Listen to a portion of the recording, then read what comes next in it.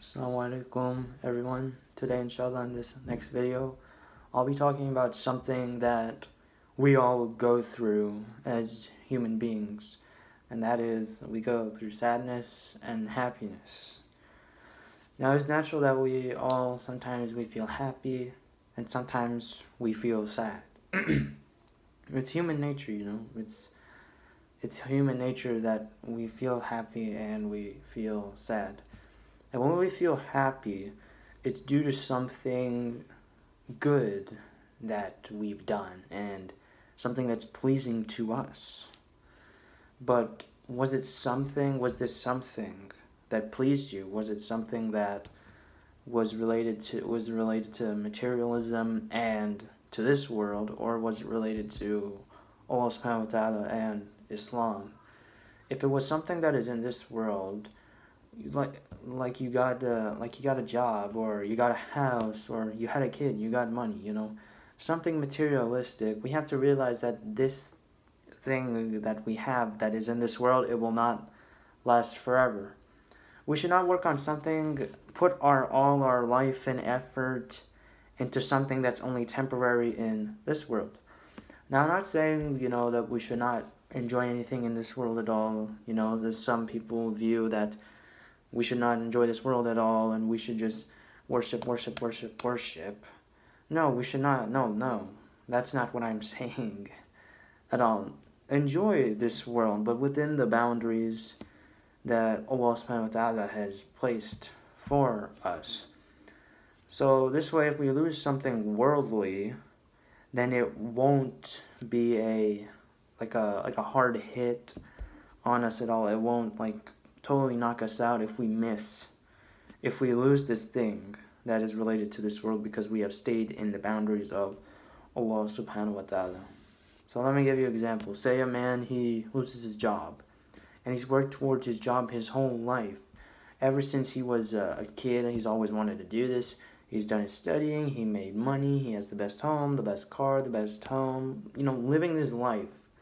Just living the life, as they put it. Okay, so what's going to happen if the man loses his job? He's going to get depressed. He's going to get sad. Because he's only done this his whole life. He's only worked towards his whole life. Not, keeping this in the boundaries. Working towards it, but not giving his full allegiance to it. He is, how do I explain it? I'm trying to think of how to explain it. If he doesn't have, trust in Allah subhanahu wa ta'ala while doing this, then it's gonna hurt even more and a lot more, and it will. But if he does have faith in Allah subhanahu wa ta'ala, and he does have some connection with Allah subhanahu wa ta'ala, then he'll know that he has to bear patience. And some people, if they do not have faith, some of them become suicidal, and some of them develop mental illnesses. And may Allah subhanahu wa ta'ala grant sabr to all of those who are suffering. May He grant them help, and may He grant all of those who are sick shifa and cure. Ameen. Inshallah. Now that I've talked about the happiness and how we should be happy and how we have to keep our happiness in balance between the world and the deen, now I'm going to talk about sadness. Now, sadness, it happens due to some failure or loss that has occurred in our lives.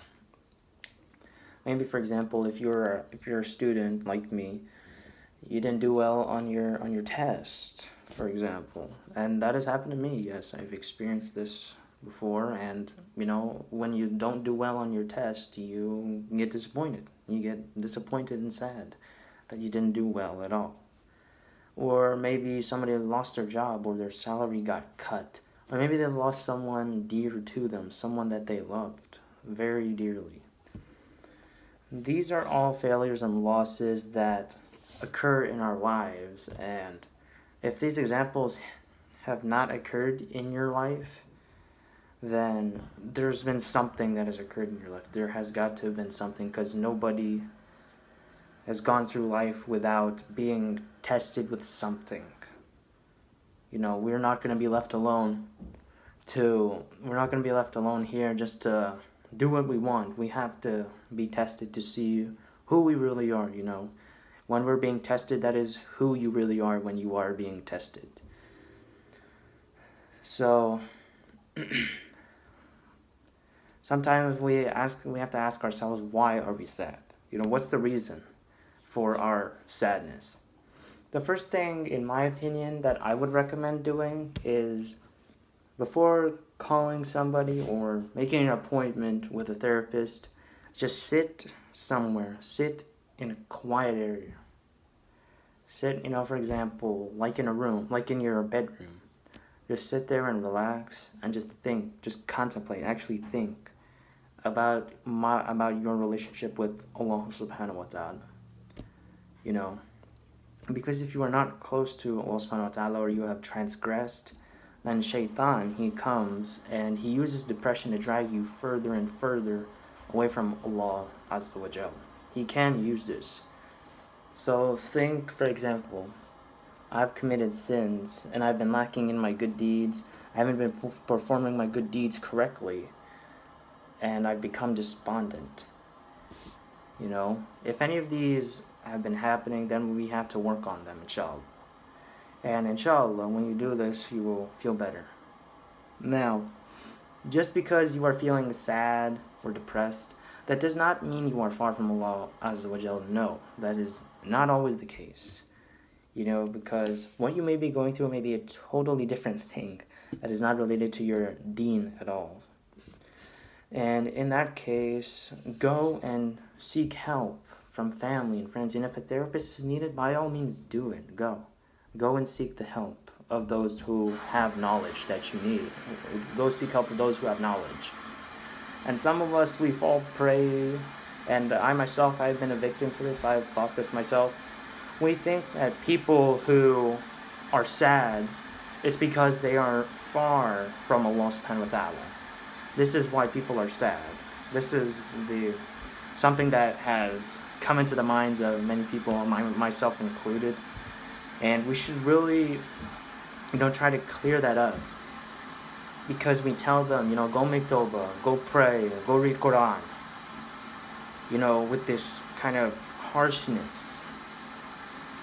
Now, I'm not saying this is bad advice. This is awesome advice. This is really good. But maybe the person is just looking for emotional support. Is looking for some help when they're sad. But this definitely does help. It does. I'm not saying it doesn't. But we should give them emotional support. And then, sometimes we don't, and we just shoo them away with these statements which are good, but are used in the wrong way. May Allah subhanahu wa ta'ala, may He grant sabr to those who need help, and to those who are sad, may He grant them help and sabr to those who are sad, and may He make them steadfast and strong on His path, and may He grant happiness to all of us, and not the happiness of owning something here, but the contentment of what we have here, and the happiness of what we will get, inshallah ta'ala, in the afterlife. Ameen. And with this, I close. I hope you all have benefited from this, and if you could please share this, this would be very good, and please share this with your friends and your family if you think they might benefit from this as well. And inshallah, I will see you all, until I see you all next time, I leave you all in peace. Assalamu alaikum wa rahmatullahi wa barakatuh.